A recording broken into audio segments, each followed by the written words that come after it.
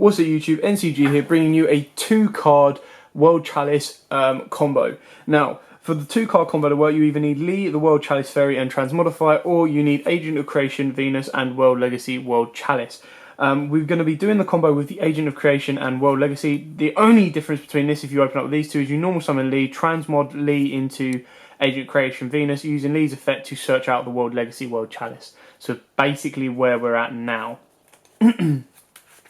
Now, this combo can obviously go so far and can be extended by having other cards in hand as well. So what we're going to do is we're going to draw 3 random cards, and this kind of depicts on how extra level, but the combo on its own will go pretty far in itself. So we'll do that combo.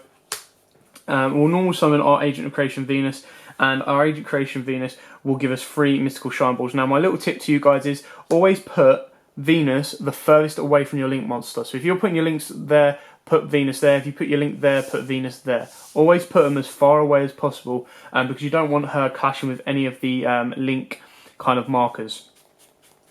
Pay out 1500 life points through your Agent of Creation Venus, giving you your 3 mystical shine balls. We're going to get rid of 2 of them straight away by using one of them. Hello, you shouldn't be there yet. Using one of them to get into an Induct. We're then going to use Induct's effect to give us an additional normal summon and tribute off our mystical shine ball and go into our World Legacy, World Chalice. Now this is where the remaining 3 cards in your hand kind of come into play, is how far you extend the play from here. So we use the World Legacy, World Chalice and our Induct and go into Ib, the World Chalice Priestess. Now obviously in this scenario, if one of your 3 cards in hand is a World Chalice monster, which the hopes are with the amount of stuff you have to search out World Chalice monsters or get World Chalice monsters in hand, you would like to think they are. So you can special summon one of the cards from your hand. I'll always go for Beckoned by the World Chalice because I want my Emerald plays live. We then use World Legacy, World Chalice, and we'll get our Guard Dragon and our Lee. Now the reason I get these 2 is Lee gives us search, and then obviously the revival effect in grey for any dead card you draw, and Guard Dragon gives you the revival of a normal monster. Off of Lee, we'll search our second Beckoned by the World Chalice, or your first Beckoned by the World Chalice, depending on what you opened up with. We will then turn Lee and Ib into our Roman, the World Chalice Bladesman. Now, Bladesmaster, sorry.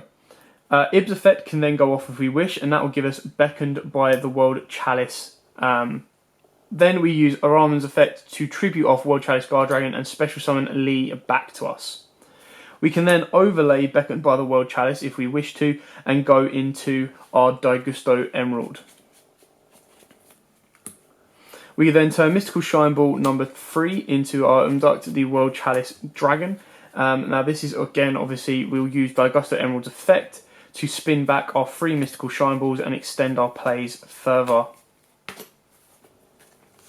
So not only we get the +1 draw, but we then get to use Venus again if we want. So it does cost us 3,000 life points in total if you use all 3, but it's kind of what you want to extend the plays. If we have, when Proxy Dragon comes out at the end of the month, the combo can be extended that bit further as well.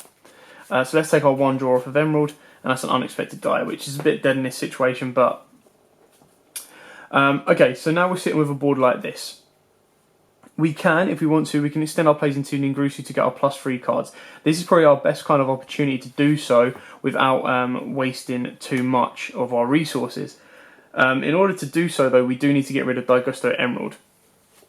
So, if we banish Guard Dragon and bring out our Beckoned by the World Chalice, we will then turn Daigusto Emerald and Beckoned by the World Chalice into our second Ib, the World Chalice Priestess. We will then use this Induct the World Chalice Dragon and Ib, the World Chalice Priestess, and turn that into Ningrusu. Now by doing so, what we will be doing is we'll be going Chainlink 1, Chainlink 2, and Chainlink 3. Chainlink 1, because it's mandatory, Chainlink 1, Chainlink 2, Chainlink 3. So our Chainlink 3 will go off first, giving us Chosen by the World Chalice, and we put him in this link marker card of Ningrusu. Our Chainlink 2 will go off and give us our World Legacy World Chalice right there. And then our Chainlink 1 will go off and give us our Ningrusu with a +3 draw. So we +3 cards in hand. And that's not too bad at all.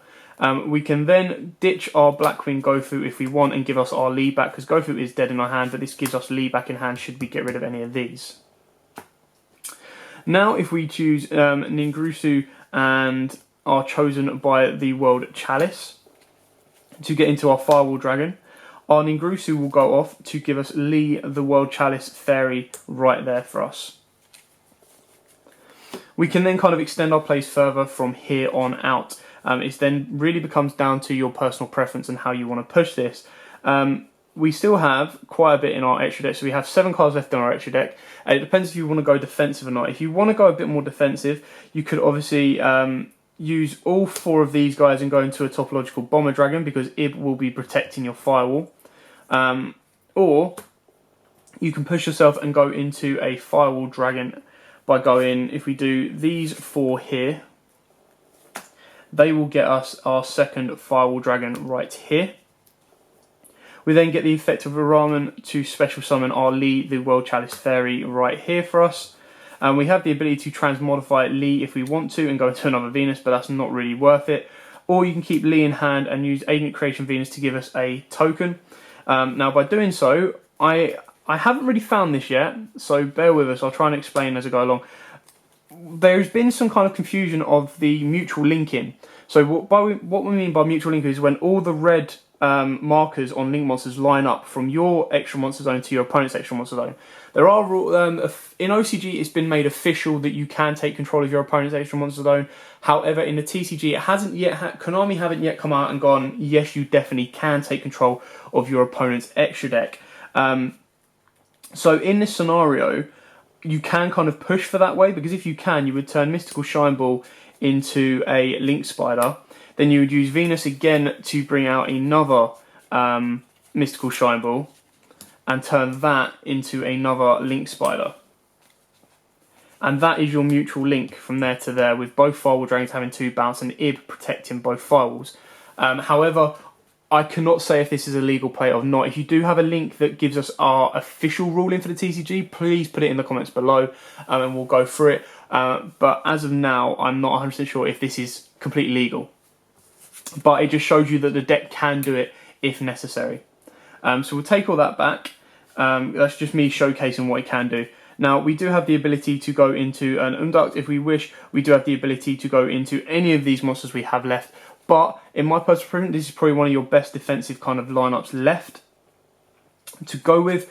Your next best step would probably be going into a Gaia Saber, or like I said, you can go into a Link Spider and putting him there or there. Or if you want to be highly defensive, you can go into a topological Bomber Dragon, but again, it extends your usage a little bit more. So it really is now, from here on, down to you where you want to play or how you want to extend your plays. Or if you just go, I'm happy holding on to these 3 cards, I'll get a search next turn. If my opponent nukes my board, obviously I've got Ib to protect the Firewalls. Firewalls can bounce once each. Or if I want to certify that my Firewall is going to have at least another bounce, I will put Link Spider up here. Again, you can go into Gaia Saber as well. You pay 500 life points, get your Mystical Shine Ball, turn that into a Link Spider, get another 500 for your Mystical Shine Ball. And then obviously if you want to be stronger, if you want more strength on board, and especially knowing that our hand is that, you go like that and get your Gaia Saber. This gives you your Firewall 2 bounces, this gives Ib protecting those 2, this Firewall has 1 bounce. And then you're left with a bigger beta on board as well. So that's it. That's kind of it for a combo and some options that you can kind of play through and extend through. But as you can see, for an ending board of a first turn, this is incredibly strong. If you're going second as well, you could have used the effect of Ningrusu to send a card, and you're kind of freeing up your opponent's board and clearing your opponent's board out a little bit more. Anyway, hope this helps. Hope this gives you an idea of how chalices work. There are a hell of a lot of combos, so I do highly recommend doing test hands and working through the deck, because it is highly combo orientated, but it's still a very, very fun deck and a very, very cool deck to play. So thanks for watching. Don't forget to like, comment, subscribe, share, and until next time, guys, see ya.